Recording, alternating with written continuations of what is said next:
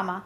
In this video, I'm going to talk about how to enhance spaghetti. I'm going to make two versions, one with spinach and tomatoes and the second with zucchini and green beans. So today I'm using brown rice spaghetti. It's important to think outside the box, just not white spaghetti or wheat spaghetti. Brown rice is a great, healthy alternative. I'm also just not using marinara sauce or Alfredo sauce. I'm using fresh vegetables with bold spices. So for this spaghetti, I'm going to add some reserved pasta water, fresh tomatoes, garlic with spinach, and some fresh Parmesan. I'm going to mix it really, really well and season to taste.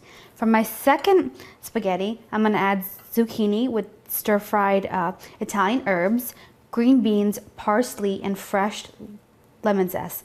Lemon zest is going to really bring out that kind of fresh flavor. Combine them really well and season to taste. So the next time you make spaghetti, think about using different vegetables. Here is a great way to add flavor and taste to your traditional non-tomato sauce spaghetti. Enjoy.